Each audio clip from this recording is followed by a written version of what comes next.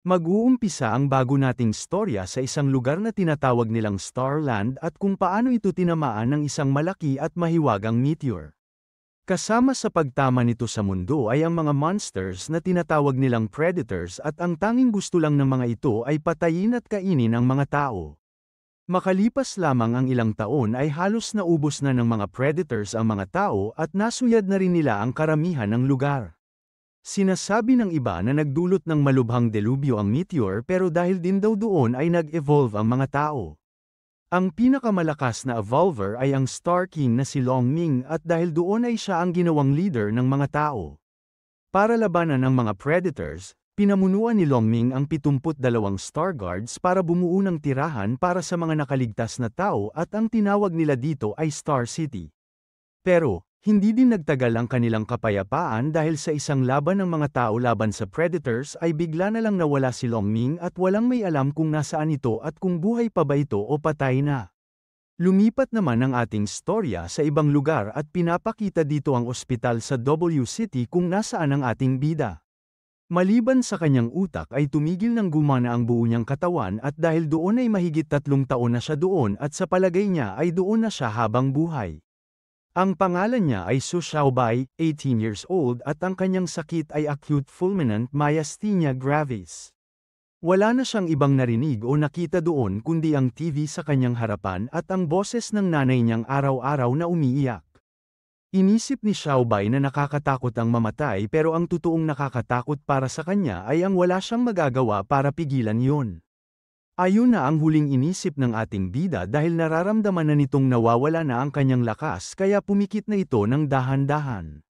Makalipas ang ilang sandali ay damilat na si Xiaobai dahil narinig nito na merong tumatawag sa kanya. Makikita nating hindi mapakali ang babae dahil kabado nitong sinabi sa ating bida na siya ang kanyang master at hindi siya pwedeng mamatay.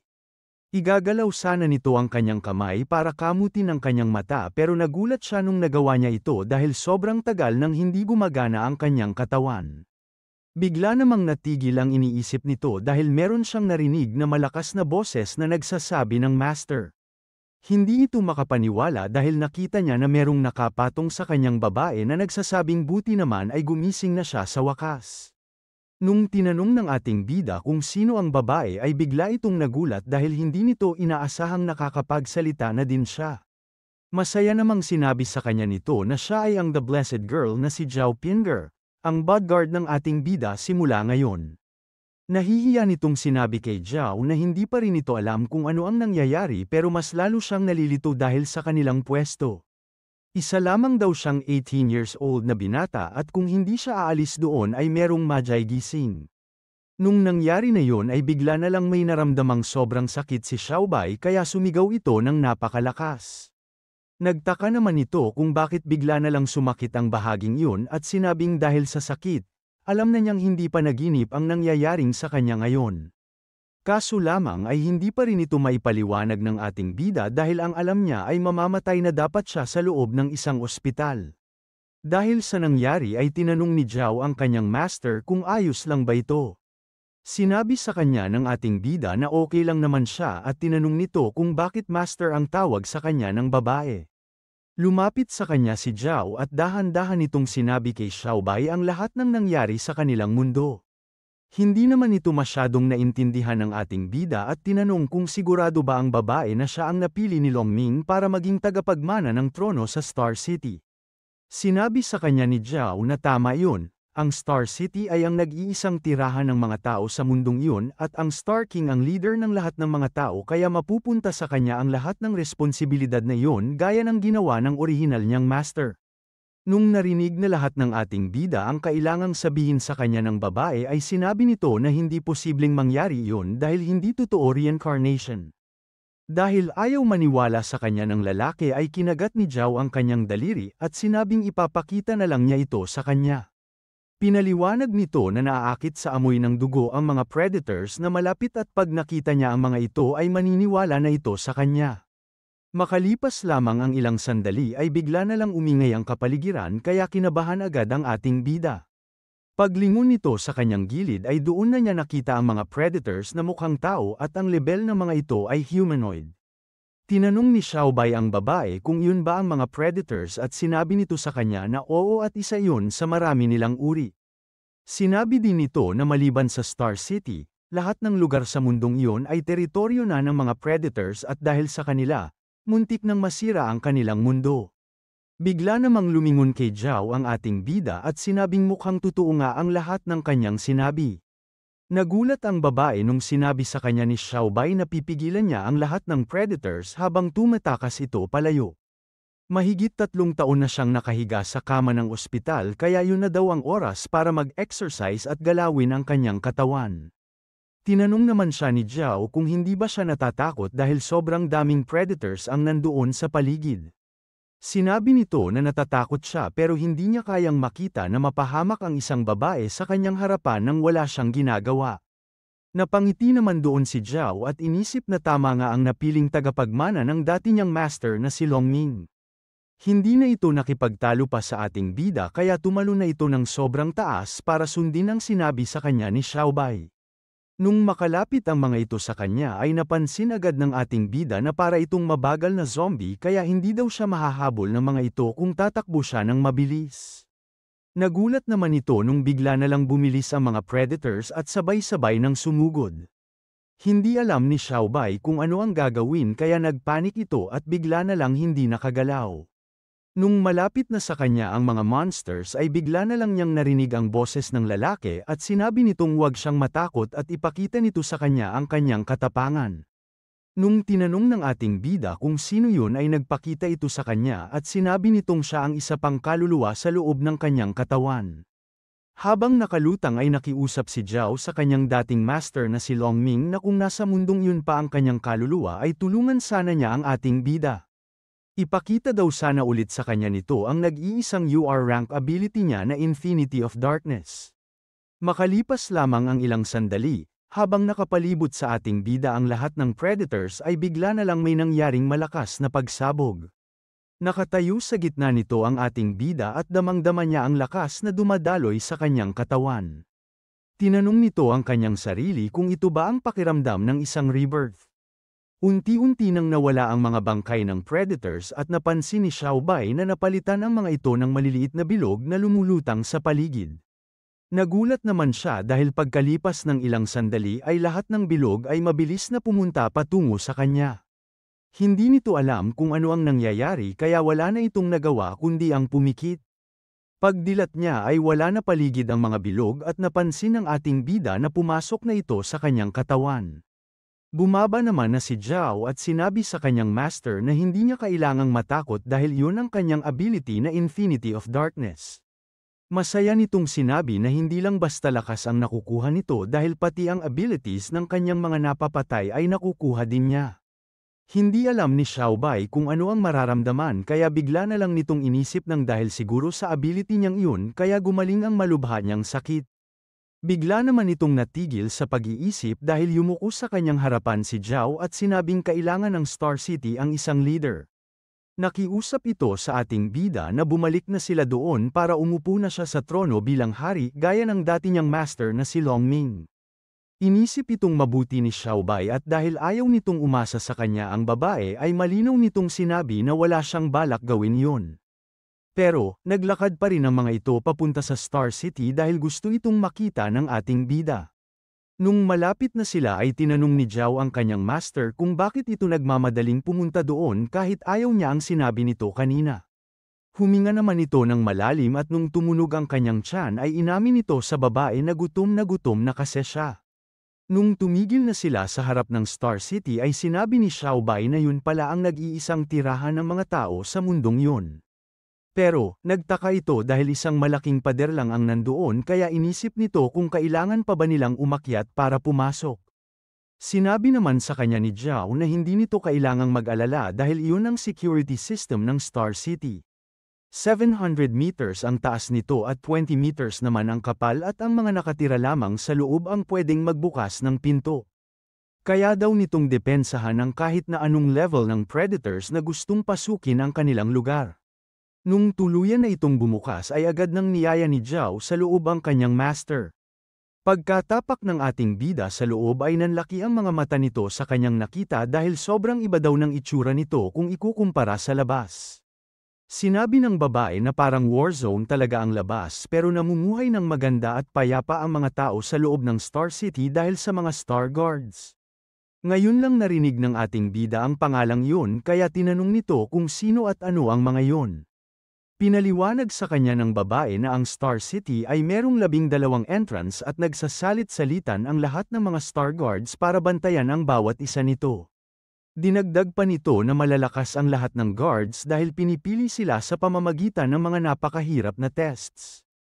At depende sa kanilang lakas, mapupunta sila sa isa sa mga 5 levels na S, A, B, C, at D. Hindi naman humanga doon ang ating bida at inisip na pinaganda lang pala ang kanilang pangalan pero gatekeeper lang naman ang kanilang trabaho.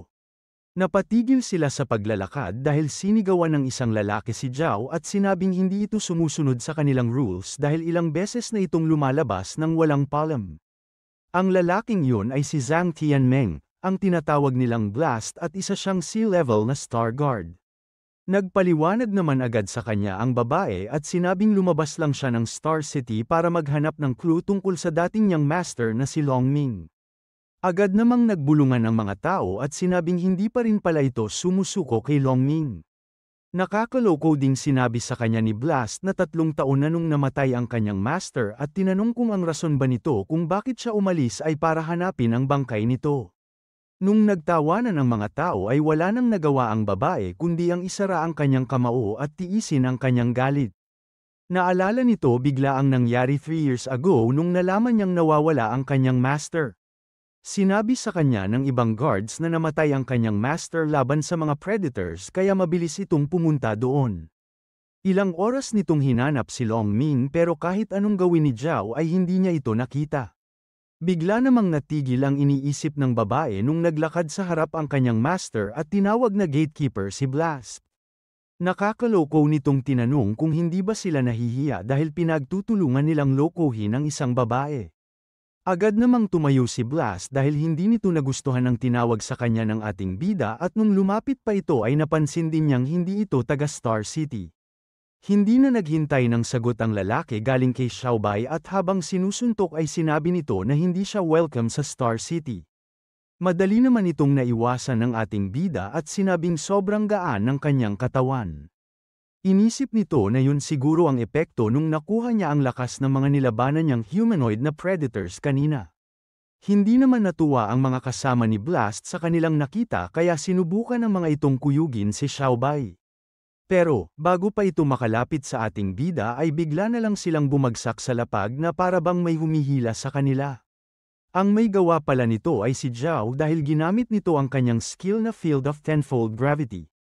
Sinabi niya sa lahat na habang nandoon siya sa tabi ng kanyang master ay hindi nito hahayaan ang kahit na sino na saktan siya.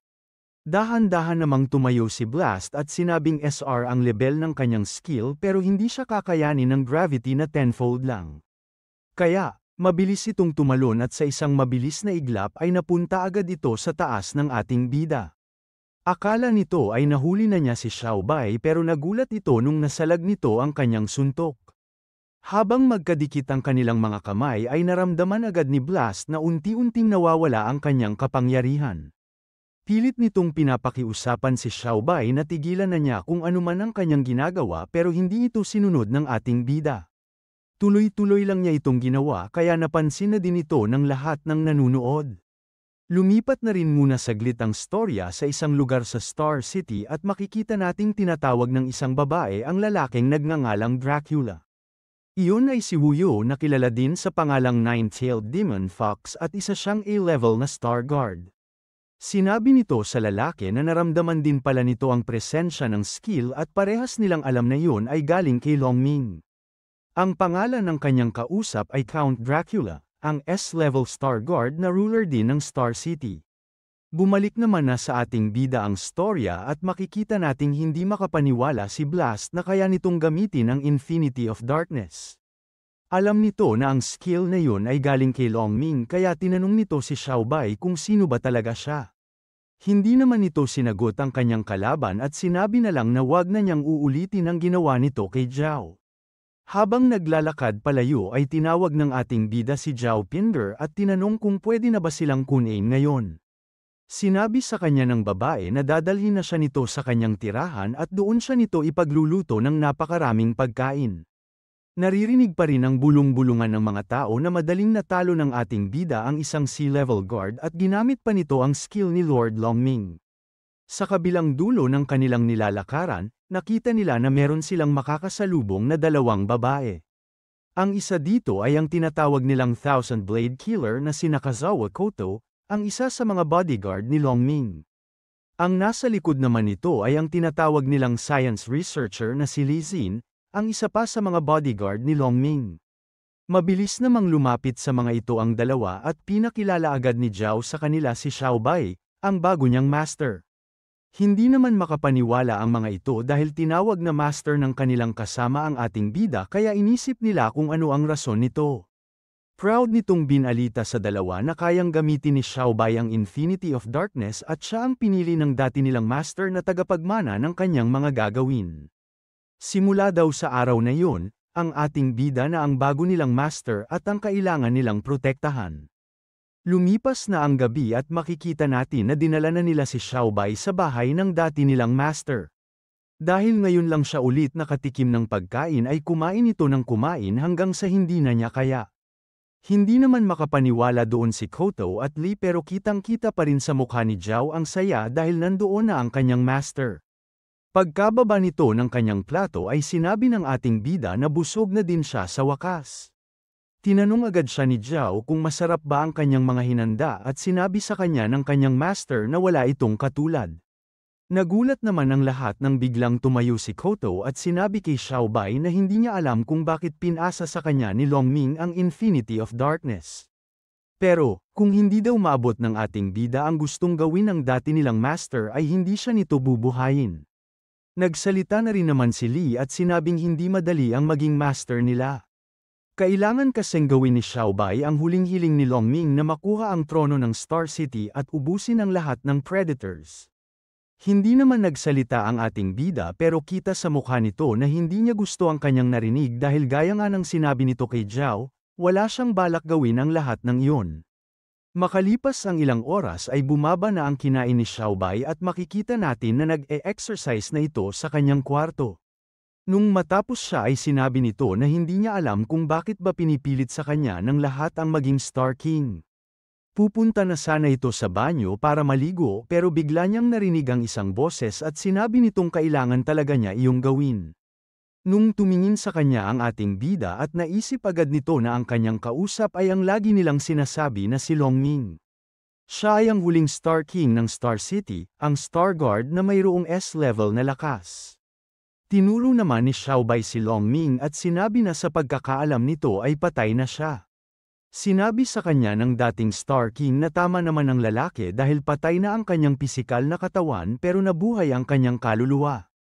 Isa lamang siyang mahinang spirit at si Xiao Bai lang daw ang nakakakita sa kanya. Unti-unti namang itong lumapit kay Longming at sinabing ginawa nito ang lahat para mapunta ang ating bida sa kanilang mundo at nilagay pa nito ang kaluluwa niya sa katawan ni Xiao Bai.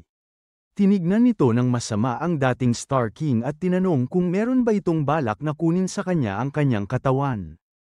Habang naglalaho ay sinabi sa kanya ni Longming na hindi ito interesado sa kanyang pisikal na katawan. Lumabas ito sa kama at sinabing kaya nito dinala si Xiao Bai sa Star City ay para sa isang deal. Kaya daw niyang ibigay sa ating bida ang pinakamalakas na kapangyarihan sa buong mundo, lahat ng kayamanan na pwede niyang makuha, at ang supreme power na hinahangad ng lahat. Ang gusto lang kapalit ni Longming ay maupo sa trono ang ating bida at alamin nito kung sino ang nagplano ng kanyang pagkamatay 3 years ago. Kunyari ay iniisip niya ito ng mabuti pero bigla na lang nitong sinabi na hindi niya yun gagawin. Nanghingi naman ng tawad sa kanya ang dating Star King at sinabing wala na siyang magagawa kundi ang gawin yun. Hindi naman na nagtaka doon si Xiao Bai dahil meron itong kapangyarihan para dalhin siya sa mundong yun kaya meron din daw siguro itong ginawa para sundin siya nito. Tumayo ito sa kanyang pagkakahiga at sinabing tama ang sinabi ng ating bida. Nilagyan daw nito ng seal ang katawan ni Xiao Bai at mawawala lang yun pag natapos na niya ang pinapagawa sa kanya ni Longming. Pinaliwanag nito na pag tumigas ang kanyang Junjun ay makakaranas ito ng hindi matatawarang sakit. Kaya, kung hindi siya nito susundin ay hindi na niya ito magagamit habang buhay. Hindi naman makapaniwala ang ating bida na nagawa iyon ng dating Star King sa isang walang kwentang tao. Seryoso nitong tinanong kung bakit siya ang kanyang napili dahil napakarami naman siguro ang mas magandang pagpasahan ng kanyang kapangyarihan. Pinaliwanag sa kanya nito na dahil sa kanyang sakit ay para itong blankong papel at saktong-sakto ito para sa Infinity of Darkness. Nagpasalamat si Xiaobai dahil sa binigay nitong pangalawang buhay pero sinabi nito na siya ay isang tao at hindi isang bagay na pwede lang nitong gamitin para sa kanyang plano. Hindi naman nagalit doon ang dating Star King dahil ngumiti ito at sinabing gusto nito ang kanyang ugali. Natapos na ang usapan ng ating bida at ng dating Star King kaya dumiretso na ito sa kama para magpahinga. Pero, hindi pa rin mawala sa kanyang isip ang seal na ginawa ni Longming at inisip kung araw-araw ba itong gising dahil sa sobrang sakit. Lumipas na ang ilang oras at mahibing nang natutulog si Xiaobai sa kanyang higaan at makikita natin na meron dahan-daang lumalapit sa kanya na babae. Tinutok nito ang kanyang baril sa mukha ng ating bida kaya agad itong nagising.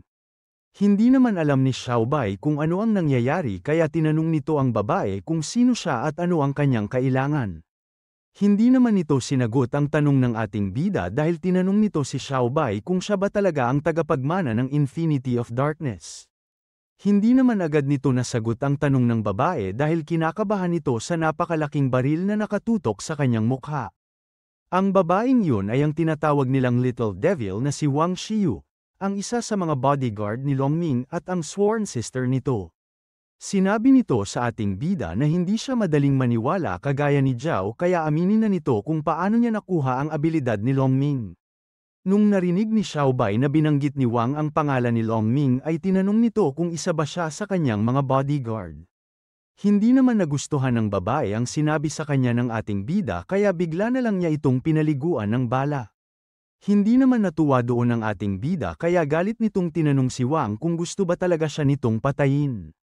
Seryosong sinabi sa kanya ng babae na hindi ito nakikipaglaro sa kanya at sinabing kung hindi nito ipapaliwanag sa kanya kung ano ang nangyari sa dati niyang master ay magagaya siya sa kanyang unan. Dahil doon ay umupo na ng maayos si Xiaobai at sinabi sa Little Devil ang lahat ng kanyang nalalaman.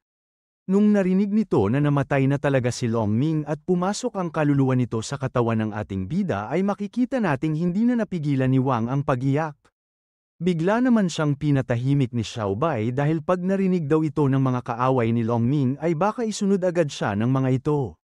Hindi naman yun pinansin ng babae dahil umiiyak itong tumakbo papunta sa ating bida habang sinisigaw ang pangalan ni Longming. Makikita natin na mabilis itong pinigilan ng ating bida at pinaalala sa maliit na babae na siya ay si Su Xiaobai at hindi ang dati niyang master na si Longming. Nakaisip naman agad ng plano ang ating bida at sinabi nito kay Wang na kung gusto talaga nitong mapasaya ang kanyang master ay kailangan niya itong samahan bukas ng gabi.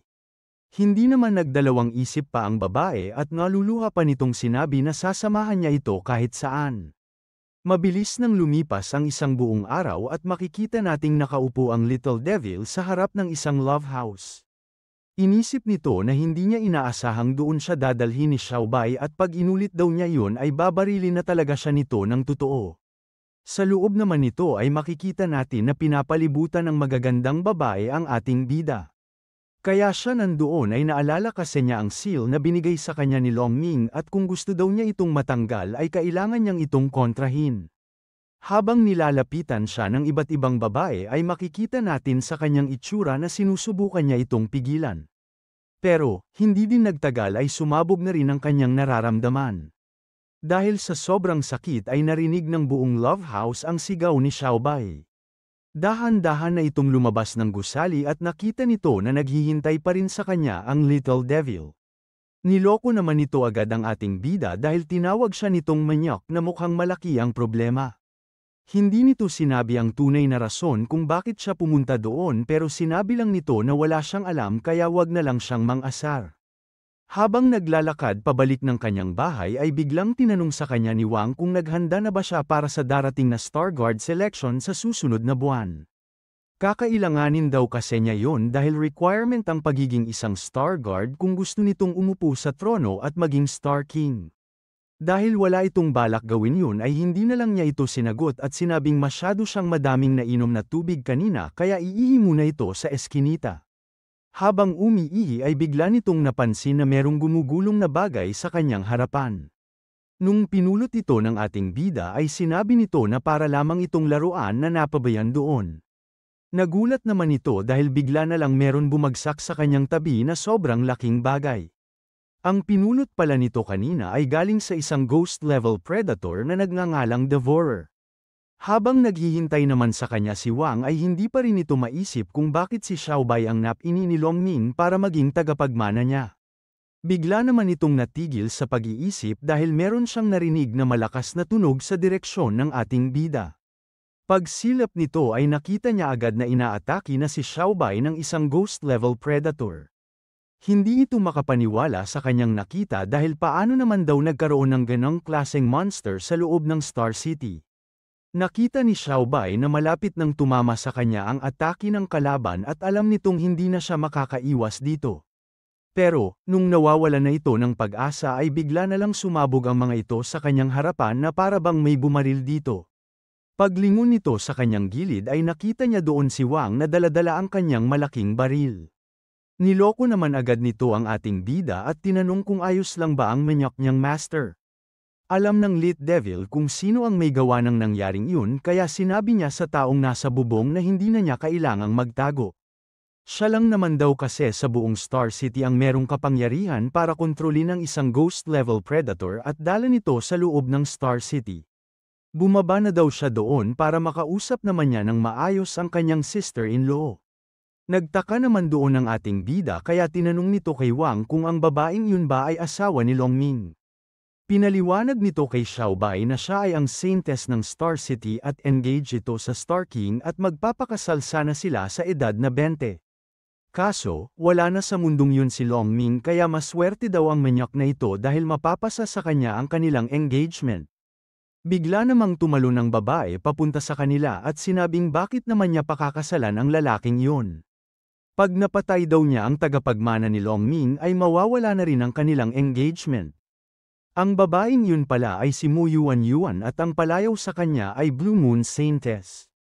Bigla namang tumibok ng mabilis ang puso ng ating bida nung nakita nito ang ganda ng babae. Kamukha daw nito ang kaklase niya dati na matagal na niyang gusto.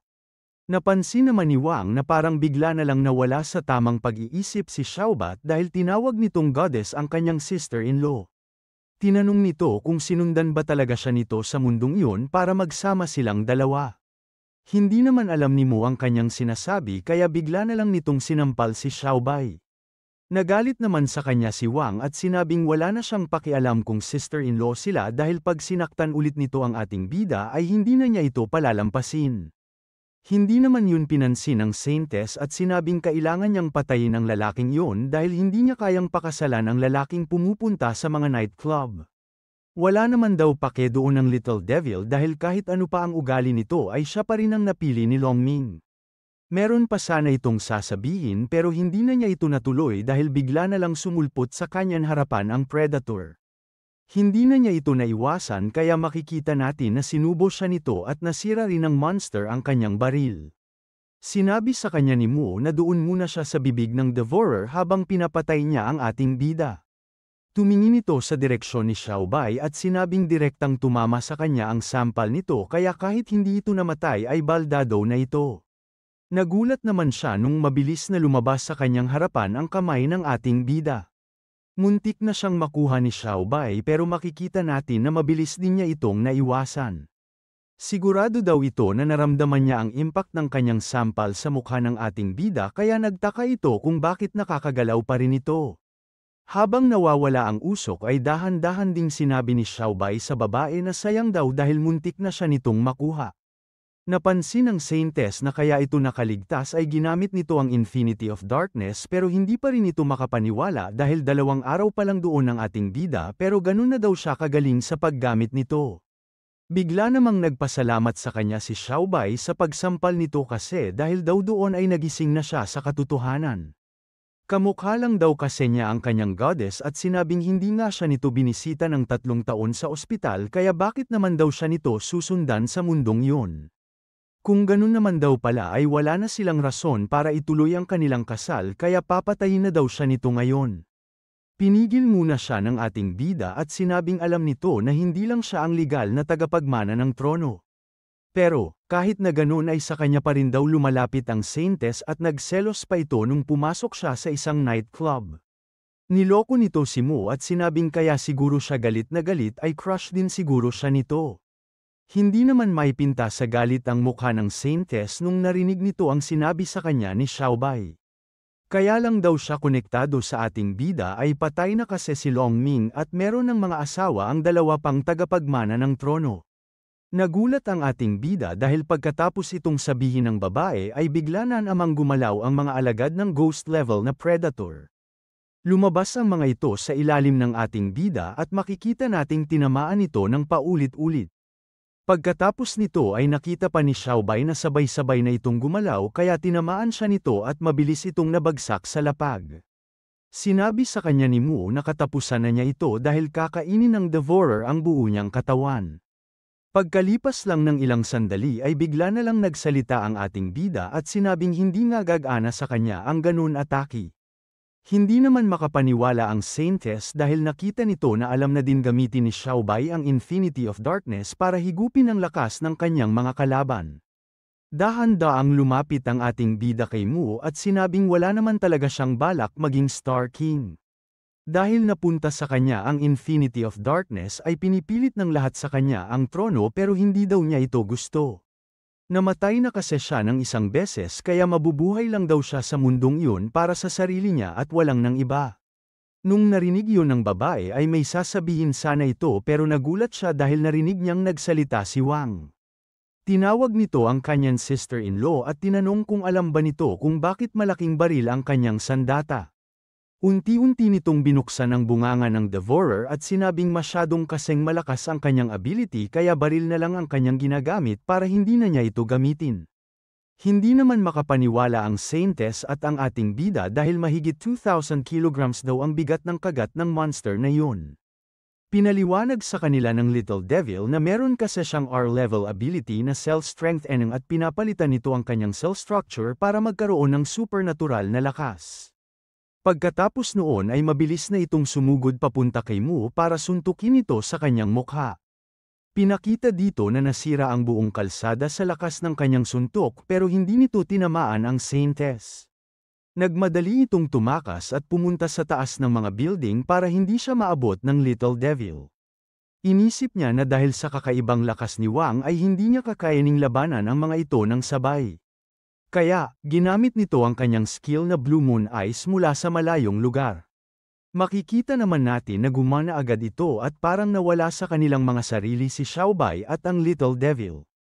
Pinaliwanag nito na ang skill na yun ay isang SSR mental ability na kayang kumontrol ng kahit na anong predator. Ginagamit nito ang kapangyarihan ng buwan at kaya din daw nitong pansamantalang kontrolin ang utak ng mga tao. Hindi naman ito napansin na meron na palang bumunot ng espada sa kanyang gilid. Nandoon na pala ang isa sa mga bodyguard ng ating bida na si Koto at ginamit nito ang kanyang skill na Thousand Blade Kill para atakihin ang Saintess. Sinabi nito na habang nandoon siya ay hindi niya hahayaang merong manakit sa kanilang master. Dahil sa ginawa ng samurai kay Mu ay unti-unti na itong nawalan ng malay at dahan-dahan ang nahulog pababa. Nakita naman ito ng ating bida kaya mabilis niya itong iniligtas. Narinig ni Mo na meron nagsasalita sa kanyang harapan pero dahil sa natamo niyang damage ay nawalan na din agad ito ng malay. Dinala ni Xiaobai ang babae sa kanyang bahay at makalipas ang ilang oras ay nagising na din ito. Hindi pamilyar sa kanya ang lugar na yun kaya nagtaka ito kung sino ang tumulong sa kanya. Damang-dama pa rin ito ang sakit ng espada sakay ng dibdib pero nagtaka ito dahil wala siyang nakitang sugat. Naalala niya ang ginawa sa kanya ni Koto at sinabing para nitong nakita ang demonyo sa kanyang skill. Dahil gumagalaw na ang Saintess ay narinig na ito ng ating bida at sinabing gising na din siya sa wakas. Inisip nito na hindi pa rin siguro ito titigil sa tangka nitong pagpatay sa kanya para sa kanilang engagement kaya gagamitin na lang daw niya ang pagkakataong yun para tantanan muna siya ng ibang gustong pumatay sa kanya. Dahil doon ay bigla nitong tinawag si Koto at sinabing kailangan niyang humingi sa kanya ng pabor. Habang naglalakad naman palabas si Mu ay iniisip nito na mahihirapan talaga siyang patayin si Xiaobai kung nandoon ang bodyguard nitong samurai. Bigla naman itong tumahimik dahil nakita nito ang ating bida at narinig nito na meron siyang kausap. Narinig nito na tinatanong ni Xiaobai si Koto kung bakit ba siya nito laging sinusundan. Pinaliwanag naman sa kanya ng babae na hindi lang daw kasi si Mu Yuan ang gustong pumatay sa kanya at bilang kanyang bodyguard ay babantayan siya nito ng 24/7. Habang hindi pa daw kasi nahuhuli ang totoong pumatay kay Long Ming ay hindi pa rin siya magiging ligtas. Dinagdag pa nito ang 2 tao na pwedeng umagaw sa kanya sa trono dahil ang mga yun kasi ang may gusto talagang mamatay ang ating bida. Ang una ay si Count Dracula na kasalukuyang may hawak ng kapangyarihan sa Star City at ang pangalawa ay ang kapatid ni Long Ming, ang Archangel na si Long Yan. Binalaan pa nito si Xiaobai na hindi na siya pwedeng maging malambot kagaya ng ginawa niya kanina sa kanilang kalaban. Napakamot naman doon ang ating bida dahil hindi naman daw kasi nito kayang panuurin lang na mahulog at mamatay si Mo. Nung narinig ito ng babae ay naisip nito na ang ating bida pala ang nagligtas sa kanya kanina at ang nagdala sa kanya doon. Inisip nito kung ano kaya ang kailangan ni Xiaobai dahil pwede na daw sana siya nitong patayin kanina habang wala pa siyang malay pero hindi niya ito ginawa. Bigla naman naputol ang iniisip nito dahil mayabang na sinabi ng ating bida na kahit wala siyang pakialam sa trono ng Star City ay hindi pa rin niya hahayaang mapahamak ang magiging asawa niya. Nung narinig yun ng Saintess ay bigla na lang nitong binuksan ng malakas ang pintuan. Galit nitong sinabi kay Xiaobai na hindi pa rin siya nito gusto at hindi yun magbabago kahit paniligtas nito ang kanyang buhay. Kailangan daw nitong itatak sa kanyang utak na hindi siya nito pakakasalan kahit ano pa ang mangyari. Hindi naman maipinta ang mukha ni Xiaobai dahil hindi man lang kasi ito sinabi sa kanya ng Saintess ng mas maayos. Bigla namang tumayo sa bubong si Koto at sinabi kay Mo na pag sinubukan ulit nitong saktan ang kayang master ay hindi na niya gagamitin ang likod ng kanyang espada para atakihin ang babae. Hindi naman makapaniwala doon ang Saintess dahil kaya daw pala wala siyang nakitang sugat ay hindi nito ginamit ang matalim na bahagi ng kanyang katana. Napansin naman ng ating bida na hindi mapakali ang Saintess dahil sa sinabi sa kanya ni Koto. Sinabi ni Mo na dahil laging nakabantay kay Xiaobai ang samurai ay kailangan niyang mag-isip ng bagong paraan kaya tumalon ito ng mataas at tinawag ang kanyang alaga. Nagulat naman ang dalawa dahil bigla na lang silang may naramdamang sobrang lakas na predator na paparating. Ang tawag sa monster na yun ay Luan Phoenix, isang ghost-level predator at sinabi nito sa dalawa na ano ang karapatan nila para pagtulungan ang kanyang Saintess. Sinabi ni Koto na dahil marunong magsalita ang monster ay isa itong high-ranking na ghost-level na predator. Dahil doon ay pumorma agad ang babae at sinabing mukhang masaya itong hiwain. Bigla naman itong natigil dahil tinawag ni Mu ang ating bida at tinanong kung gusto ba talaga siya nitong pakasalan. Kung ganun ay kailangan daw nila itong pag-usapan ng silang dalawa lang na wala ang kanyang bodyguard. Nung narinig ito ni Xiaobai ay sinabi agad nito kay Koto na umalis muna siya doon. Hindi daw nito kailangan mag-alala dahil kailangan lang niyang magtiwala sa kanya gaya ng pagtitiwala sa kanya ni Long Ming. Pumayag naman na doon ang samurai at sinabing huwag siya nitong sisisihin pag napahamak siya dahil dun. Nung nawala na si Koto ay tinanong agad ng ating bida kung ano ang gustong sabihin sa kanya ng Saintess. Inamin nito kay Xiaobai na mali ang pagkakakilala nito sa kanya dahil hindi naman pala siya masyadong masama.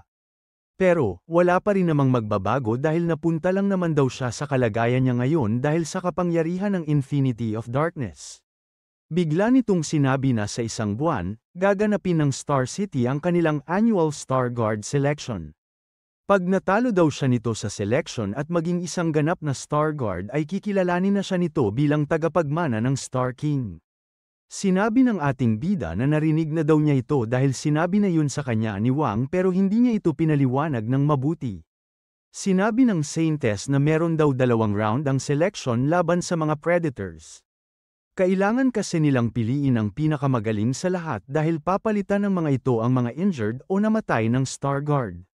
Ginagawa daw ito ng Star City kada taon dahil kailangan nilang siguraduhin na kayang protektahan ng 72 na Star Guards ang lahat ng mga taong umaasa sa kanila. Nagpapogi naman bigla ang ating bida at tinanong na sigurado na ba ang Saintes na pag natalo siya nito sa selection ay matutuloy na ang kanilang engagement. Sinabi naman sa kanya ni Mo na hindi yun ganun kadali at pinaliwanag na ang pagiging Star Guard lang ang unang requirement para maging Star King. Dinagdag din nito na kapag hindi nakapasa ang isang tao sa unang round ay hindi na siya pwedeng sumali pa sa selection habang buhay. Ang ibig sabihin daw nito para sa ating bida ay mawawala na sa kanya ang karapatan para maging Star King kagaya ng gusto ni Longming. Nung nasabi na ni Mo sa kanya ang lahat ay tinanong nito si Xiaobi kung kaya ba nitong tanggapin ang hamon. Hindi naman na nag-isip ang ating bida at mayabang lang na sinabing tinatanggap niya ang hamon nito. Mabilis naman nang lumipas ang isang buwan at makikita natin na nagtitipon-tipon na sa isang lugar ang lahat ng kasali sa selection. Gaganapin ito sa birthplace ng lahat ng Star Guard, ang Holy Mountain Arena. Pinakita dito ang isang lalaki na halatang excited na sa paparating na selection. Habang pumapasok ito ay sinasabi niya na mukhang magkakaroon siya ng magandang laban dahil mukha daw malakas ang lahat ng kasali. Ang lalaking yun pala ay si Mafugi na galing sa Mas Village. Sa loob ng arena, bigla na lang natigil ang ibang nandoon dahil merong tinulak na lalaki sa lapag. Minura pa siya ng gumawa nito at sinabing huwag siya nitong hawakan gamit ang madumi nitong mga kamay. Nagalit naman agad ang lalaking nasa lapag dahil hindi naman daw niya sinasadyang bumunggo sa lalaki. Natuwa naman ang iba doon dahil nakita nila na meron agad nag-aaway bago pa mag-umpisa ang event. Mabilis itong tumakbo sa harap ng lalaking nakasalamin at sinabing ipapakita nito sa kanya kung ano ang kaya niya. Hindi naman natakot doon ang lalaki at mabilis na ginamit ang kanyang skill na Ice Funeral para ilibing sa yelo ang kanyang kalaban. Ang iba namang mga kalahok ay nainis dahil hindi naman daw siya sinasadyang mahawakan tapos ganun agad ang naging reaksyon nito. Pero, nung tinignan nila itong mabuti ay nakilala siya agad ng isa sa mga nanunood. Siya daw ang anak ng Archangel na si Long Yan at ang pamangkin ni Longming na si Long Weiyang. Bigla namang sumulpot doon ang kanyang mga fans at sinabi ng mga ito na sobrang lakas talaga at gwapo ni Ice Soul Devourer. Kara-rating lang doon ni Ma at ang una nitong nakita ay ang skill ni Weiyang kaya hinawakan nito ang kanyang balikat at sinabing mukha siyang malakas. Kinabahan naman agad ang lahat ng nakakita sa ginawa nito at sinabing hindi siguro nito kilala ang kanyang hinawakan. Nung nakita ito ng maayos ng isang lalaki ay sinabi nito na ang lalaking iyon ay si Mafugi, ang fighting madman na pumatay ng napakaraming ghost-level predator last year. Nilabas nito ang kanyang skill at sinabi kay Weiyang na meron din siyang SSR na ability sa element kaya kung gusto nito ay pwede daw silang maglaban. Tinignan naman siya nito ng masama at sinabing alisin niya ang kamay niya doon ngayon din. Nagsalita naman na ang namamahala ng unang round ng selection na si Wu Yu at sinabi nito na mukhang excited na ang lahat para lumaban. Hindi naman na daw nila kailangan pang maghintay ng matagal dahil uumpisahan na rin naman nila ang unang round ng Star Guard selection. Nanghingi naman agad ng tawad sa babae si Ma at sinabing binati lang naman niya si Long Weiyang. Sinabi naman ng ibang mga kalahok na buti na lang ay inawat agad ito ni Wu Yu dahil delikado daw pag naglaban doon ang dalawang tao na merong SSR ability. Nung tumingin naman sa paligid si Weiyang ay hindi nito nakita doon ang ating bida kaya inisip nito kung hindi ba ito pupunta. Makalipas ang ilang sandali ay nagsalita na ulit ang Star Guard na si Wu Yu at sinabing mag-uumpisa na daw ang selection. Meron namang nagtaas ng kamay mula sa likod at sinabing hindi pa sila pwedeng mag-umpisa. Ang nagsalitang yun pala ay si Mo at sinabi nito na kulang pa ang mga sasali dahil wala pa daw doon si Su Xiaobai. Tinanong ni Wu Yu kung ang tinutukoy ba nito ay ang bata na nakakuha ng Infinity of Darkness at ang nakatalo sa Star Guard na si Blast. Nung sinabi ng Blue Moon Saintess na tama ito ay sinabi niya na pwede nila itong hintayin pero pag lumampas na ito ng 5 minuto ay mag-uumpisa na sila kahit wala pa si Xiaobai. Nung malapit nang matapos ang 5 minuto ay sinabi ng mga tao doon na hindi pa siguro ito handa at alam niya na pag natalo na siya ay wala na siyang pag-asa sa trono kaya hindi talaga ito pumunta. Nung sinabi na ni Wu Yu na tapos na ang 5 minuto ay makikita natin sa itsura ni Mo at Wei Yang na nadismaya ang dalawang ito. Pero, tumigil ang lahat dahil nakita nilang dumating ito at bigla namang natuwa ang Saintess dahil hindi daw nito sinira ang pangako nito sa kanya. Pagdating nito sa loob ay napansin niya agad na hindi maganda ang tingin sa kanya ng lahat. Sinabi ng mga ito na masyado kasi siyang matagal dumating at nung nandoon na siya ay kasama pa niya ang mga bodyguard niya. Pinaliwanag naman nito na hindi papasok ang mga ito dahil silang dalawa lang ni Zhao ang kasali sa selection.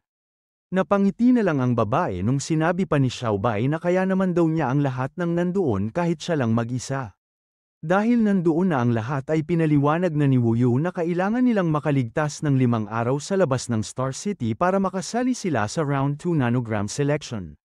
Hindi naman makapaniwala doon ang ibang tao dahil kailangan din kasi nilang pumasok sa isang portal at random na lugar ang pagbabagsakan nila.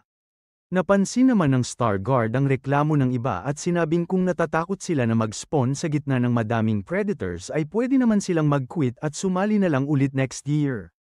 Pagkasabi noon ng babae ay agad nang nag-alisan ang karamihan dahil masyado daw itong delikado. Nung wala na silang nakitang umaalis ay tinanong na agad ni Wei Yu kung sino ang gustong maunang pumasok sa portal. Dahil walang nagsalita agad ay lumakad paharap ang ating bida at sinabing siya na ang unang papasok doon. Nagulat naman doon Zhao, si Wei Yang, at si Mo dahil hindi nila alam kung ano ang gustong palabasin ni Xiaobai. Inisip naman ng ating bida na hindi lang si Mo ang gustong lumaban sa kanya doon kaya kailangan niyang mauna sa loob para makita agad niya ang lugar at maging pamilyar ito doon. Bago pumasok ay bigla naman itong pinigilan ng kanyang bodyguard at sinabing meron siyang nararamdamang masama. Ngumiti naman sa kanya si Xiaobai at sinabing hindi naman niya kailangang mag-alala para sa kanya at pagkapasok niya doon ay hahanapin daw siya nito agad.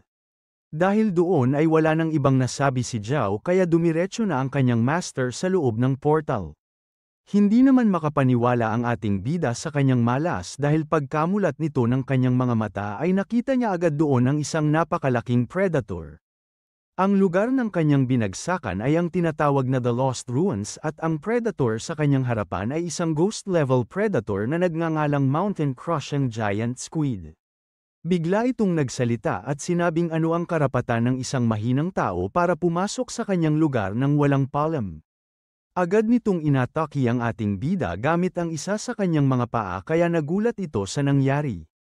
Pero, madali naman itong naharang ni Xiaobai at sinabing hindi na siya makikipaglaro dahil pinangako niya kay Zhao na pupuntahan niya agad ito.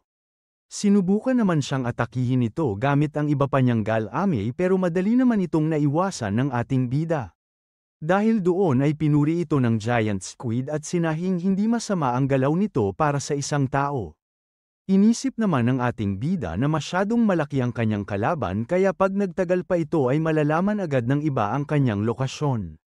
Kaya, agad na itong sumugod sa harap ng predator para tapusin ito gamit ang lahat ng kanyang lakas. Lumipat naman muna ang ating storya sa loob ng Star City at makikita doon na nag-uusap-usap ang mga bodyguards ni Xiaobai. Hindi alam ng mga ito kung kakayanin ba ng kanilang master ang Star Guard selection dahil hindi pa nila ito masyadong kilala. Pero, sinabi naman sa kanila ni Koto na kahit ganun ang ugali ni Xiaobai ay hindi siya basta-basta. Simula daw nung dumating ito sa kanilang mundo ay araw-araw nitong ginagawa ang 100 sit-ups, 100 push-ups, 100 squats, at 10 kilometers jog kahit ano pa ang panahon. Sinabi din nito na parehas silang may fighting instinct dahil napansin ni Koto na hindi mapakali ang ating bida kapag hindi nito ginagalaw ang kanyang katawan. Bumalik naman na agad ito sa ating bida at makikita nating tinamaan na niya ng isang solid na suntok ang giant squid. Napansin agad nito ang epekto ng Infinity of Darkness dahil nakikita nito ang lakas na lumalabas sa katawan ng predator. Bigla namang nagulat si Xiaobai dahil nakita nito na meron lumabas na kakaibang predator sa loob ng giant squid. Inipon nito ang lahat ng natitira nitong lakas at nagpakawala ng kakaibang aura. Nung naisip na ng ating bida ang ginagawa nito na pagtawag ng iba pang predators ay pipigilan na sana niya ito agad. Pero, hindi nito alam kung ano ang nangyari dahil bigla na lang naging yelo ang bangkay ng malaking predator. Bigla na lang may nagsalita sa kanyang likod at sinabing nagtatawag ang host nito ng tulong gamit ang kanyang signal. Mabuti na lang daw ay dumating siya agad dahil napigilan niya ito ng mabilis.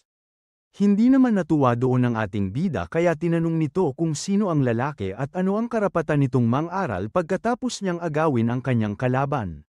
Sinabi naman ni Wei Yang na kung hindi dahil sa kanya ay napalibutan na sana ito ng mga predators kaya kesa magalit ay magpasalamat na lang daw ito sa kanya. Bigla naman siyang tinalikuran ng ating bida at sinabing wala siyang panahon para makipag-usap sa lalaki dahil kailangan pa daw nitong hanapin si Zhao. Habang naglalakad ay naramdaman ni Xiaobai na sobrang bumaba agad ang temperatura sa lugar na iyon. Tumigil agad ito para tanungin si Wei Yang kung ano ba talaga ang kailangan nito sa kanya.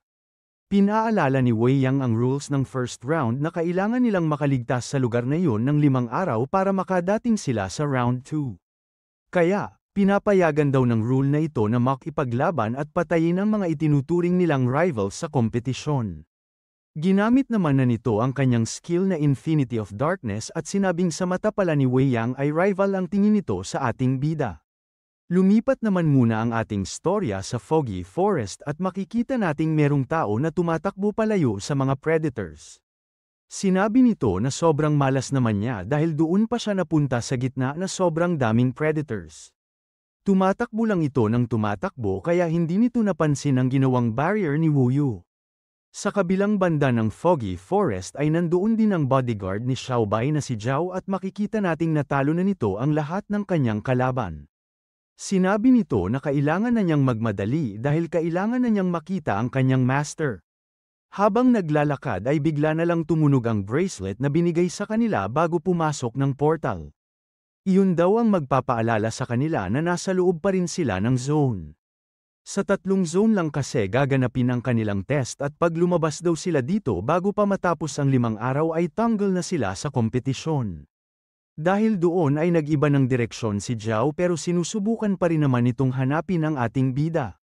Nung naglakad na ito para magpahinga sandali ay makikita natin na meron na palang nakasunod sa kanya. Tinanggal nito ang kanyang hood at nakangiting sinabi na nakita na rin niya sa wakas si Zhao Pinger.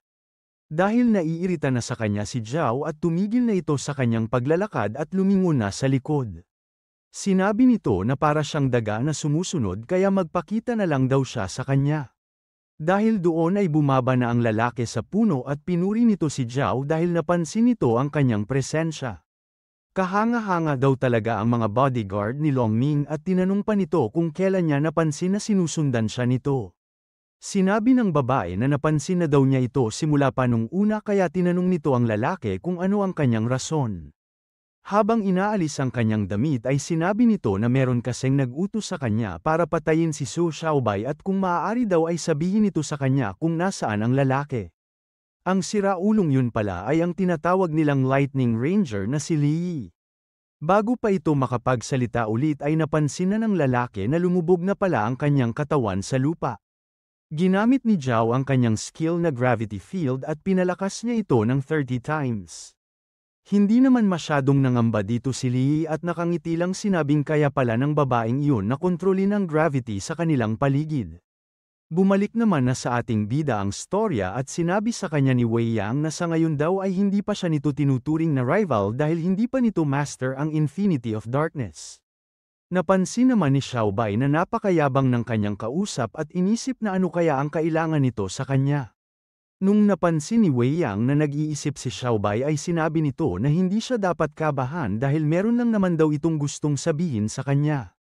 Habang naglalakad sa direksyon ng ating bida ay sinabi nito sa kanya na kailangan niyang gawin ang lahat para makaligtas sa round na iyon. Meron daw kasing mga kasali sa kompetisyong iyon na ang kailangan lang gawin ay patayin siya. Sinabi ni Wei Yang na napansin daw niya yun nung binanggit ni Wu Yu ang rules sa unang round. Binago daw nila ito para hindi na mahirapan ang mga taong yun sa pagpatay sa ating bida at pag nagtagumpay sila ay hindi sila makakasuhan. Dinagdag pa nito na kung sino man ang gustong magpapatay kay Xiaobai ay merong mataas na katungkulan dahil nagawa nitong palitan ang rule ng kanilang selection. Kung gusto daw niyang makilala at marespeto ng mga tao sa Star City ay kailangan nitong gawin ang lahat ng kanyang makakaya para makaligtas sa first round. Habang nakatingin lang sa direksyon ni Wei Yang ay inisip ni Xiaobai kung bakit kaya siya nito gustong tulungan. Makalipas ang ilang sandali ay bigla na lang may naramdamang kakaiba ang ating bida.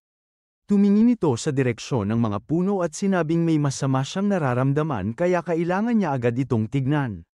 Bumalik naman muna ang ating storya kay Zhao at makikita nating nahihirapan ito sa laban niya kay Li. Tinamaan siya nito ng isang malakas na atake kaya tumalsik ito ng malayo sa lapag. Hindi naman daw inaasahan ng babae na kaya nitong kontrolin ang kidlat at ibalot ito sa kanyang katawan para hindi umepekto sa kanya ang gravity field. Tumayo ito ng dahan-dahan at sinabing delikado ang lalaking iyon kaya hindi niya ito hahayaang makalapit sa kanyang master. Nilabas naman ni Li ang kanyang sandata at sinabing dahil ayaw nitong sabihin kung nasaan si Xiaobai ay gagamitin na lang niyang patibong ang bangkay nito. Huminga naman ito ng malalim at sinabi sa lalaki na hanggat nandun siya ay hindi nito hahayaang saktan ng siraulong iyon ang kanyang master. Habang tumatakbo ang ating bida ay nalaman nitong ang nararamdaman pala niya ay delikado ang lagay ng kanyang bodyguard na si Zhao. Dahan-dahan nang lumalapit si Li sa babae para saksakin ito at sinabing sayang siya dahil ang walang kwentang Xiaobai pa ang naging master niya. Pero, bago niya ito magawa ay napansin nito na merong dumadating na sobrang bilis at pagkalingon nito ay agad na siyang nasiko ng ating bida sa leeg. Dahil sa sobrang lakas ay makikita nating tumalsik ito ng sobrang bilis papunta sa isang malaking bato doon. Habang hinihingal ay sinabi nito na buti na lang ay dumating siya agad bago pa nito masaktan si Zhao. Habang tinutulungang kumalma ng ating bida at kanyang bodyguard ay nanghingi ito ng tawad dahil na-late daw siya ng konti. Sinabi naman ng babae na wala naman masamang nangyari sa kanyang kaya hindi kailangang mag-sorry ng kanyang master. Siya nga daw dapat ang manghingi ng tawad dahil siya dapat ang nagpoprotekta kay Xiaobai pero siya pa ang pinuprotektahan nito ngayon. Hindi naman nakasagot doon ang ating bida kaya tinanong siya ni Zhao kung paano siya nito nahanap sa napakalaking forest na yun. Sinabi sa kanya ni Xiaobai na hindi nito alam kung bakit pero naramdaman daw nito na nasa panganib siya at kung nasaan ang eksaktong lokasyon nito. Napatingin lang ang babae sa kanyang master dahil parang pamilyar daw yun kaya inisip nito kung gumagana din ba sa kanya ang ability na yun. Habang nagpapahinga ang dalawa ay pinakita dito na parang merong nangyayari sa loob ng katawan ni Li. Makikita din natin na dahil sa lamig ng panahon ay bigla na lang inubo si Zhao Pinger. Dahil dito ay hinubad agad ng ating bida ang kanyang panlabas na damit at inabot ito sa babae. Sinabi nito na gamitin muna niya ito habang nagpapahinga at siya na daw muna ang magbabantay sa kanya ngayong gabi. Nung hindi pumayag si Zhao ay sinabi sa kanya ni Xiaobai na siya ang nag-alaga sa kanya ng isang buong buwan simula nung dumating siya sa mundong yun kaya hayaan naman daw niya itong ibalik sa kanya. Dahil doon ay wala nang nagawa ang babae kaya ngumiti na lang ito at nagpasalamat sa kanyang master. Makalipas ang ilang oras ng pagpapahinga ay bigla na lang may lumubog sa lupa na gawa ni Li. Dahan-dahan itong pumwesto sa likod ng ating bida at bigla na lang itong umatake ng mabilis. Hindi naman nahulog doon si Xiaobai dahil madali niya itong naharangan na para bang inaasahan niya ito. Kaya daw pala hindi nito nakuha ang kanyang lakas kanina ay nagpapanggap lang pala itong patay doon. Inisip naman ni Li na kung hindi niya ginamit ang Predator Drug Injection bago ang selection ay namatay na sana siya sa ginawang atake sa kanya ng ating bida. Inisip din nito na nakuha nito ang lakas ni Blast at dahil nagsanay pa siya ng isang buwan ay B-level na daw siguro si Xiaobai. Bigla naman itong yumuko at tumawa at sinabi sa ating bida na hindi siya basta-basta mamamatay dahil hindi nito alam ang tunay niyang lakas. Makalipas ang ilang sandali ay bigla na lang nag-iba ang itsura nito at lumakas ang kanyang kapangyarihan ng sobra. Tinignan nitong mabuti ni Xiaobai at makikita nating hindi ito makapaniwala sa nangyayari. Sinabi ni Li na yon ang kanyang ultimate state dahil kasing lakas ng isang predator ang kanyang katawan at meron pa siyang SSR ability sa lightning branch. Tumawa ito ng malakas dahil ang level na daw siguro niya ngayon ay katumbas na ng mga nasa taas ng level B. Hindi naman yun pinansin ng ating bida at mabilis lang itong sinuntok sa mukha at sinabing sino ang niloloko niya. Pagkatapos noon ay hinawakan nito ang kanyang mukha at malakas na binagsak sa lapag. Kung ganun daw pala ang lakas ng isang top-level B na tao ay pwede na daw siyang ituring na god ng mga level B. Habang unti-unting umaalis sa kanyang katawan ang kanyang lakas dahil sa Infinity of Darkness ay inisip nito na paano kaya ito nakantol ng ating bida ng ganun sa loob lamang ng isang buwan. Mukhang hindi daw talaga niya ito kaya at mukhang hindi rin siya magtatagumpay sa kanyang misyon. Bigla naman nitong naalala ang isang doktor na nagtatanong kung sigurado ba talaga siya sa kanyang gagawin. Pinaliwanag nito kay Lee na hindi gumana ang drug na yun sa una nilang test kaya hindi sila sigurado kung gagana ito sa kanya. Ngumiti naman ito at sinabi sa doktor na kakayanin niya yun kaya hindi nila kailangang tumigil. Pagkatapos ng operasyon ay sinasabi sa kanya ng kanyang boss na kahit nakaligtas siya ay hindi pa rin matagumpay na humalo sa kanyang katawan ang cells ng Predator. Lumakas lamang ang kanyang katawan kagaya ng isang Predator pero hindi daw nito nabuksan ang kanyang second ability. Sinabi nito na para maayos nilang magawa ang kanilang mga experiment at magawa ng maayos ang dual ability Predators ay kakailanganin nila ang Infinity of Darkness Crystal na nasa katawan ni Su Xiaobei. Bumalik naman na ito sa ating bida at habang hinihigop nito ang lakas ni Lee ay tinanong nito kung paano siya nakakapag-isip ng maayos kahit na naging Predator na siya. Tinanong din nito kung sino ang may gustong pumatay sa kanya at ano ang kanilang mga plano. Hindi naman yun sinagot ng lalaki at sinabi lang na ayon sa kanyang research ay mas malakas dapat siya kay Xiaobei kaya paano nito nagawang lumakas ng ganon sa loob lang ng isang buwan. Tumingin lang sa kanya ng seryoso ang ating bida at sinabi na talentado kasi siya. Hindi naman makapaniwala si Lee dahil bigla na lang umulan kaya inisip nito na kampi pa rin sa kanya ang tadhana. Bigla naman itong napangiti at tinanong kay Xiaobei kung alam ba nito kung bakit merong kidlat tuwing umuulan. Hindi naman ito pinansin ng ating bida at sinabing hindi na niya ito kailangang malaman. Nung napansin naman ni Zhao ang nangyayari ay bigla itong tumakbo papunta sa kanyang master. Makalipas lang ang ilang sandali ay bigla na lang bumagsak sa lupa ang isang napakalaking kidlat na gawa ni Lee. Nagulat naman ang ating bida dahil meron siyang naramdamang tumulak sa kanya kaya hindi siya tinamaan ng kidlat. Pagtingin nito sa kanyang harapan ay doon na niya nakita na niligtas pala siya ng kanyang bodyguard. Lumapit si Lee papunta sa babae at sinabing hindi daw nito inaasahang kaya nitong ibigay ang sarili niyang buhay para kay Xiaobei. Pero, kahit na nasira daw nito ang kanyang plano ay tuloy pa rin ang ulan kaya hindi na siya nito mapipigilan. Kitang-kita naman sa mukha ng ating bida ang inis dahil sa nangyari kay Zhao. Ginamit nito ang lahat ng lakas ng Infinity of Darkness at tinanong kay Lee kung ano ang karapatan niya para saktan ang kanyang bodyguard. Tumalon ito ng mabilis papunta sa lalaki at sinabing pagbabayaran niya ito gamit ang kanyang buhay. Hindi naman natakot doon si Lee kaya mabilis nitong ginamit ang kanyang kamay para atakihin si Xiaobei. Dahil sa galit ay hindi pinansin ng ating bida ang sakit at patuloy lang ito sa pagpunta kay Lee. Nung makalapit na ito sa siraulo ay ginamit na ng ating bida ang lahat ng kanyang lakas para suntukin ito ng sobrang lakas sa kanyang mukha.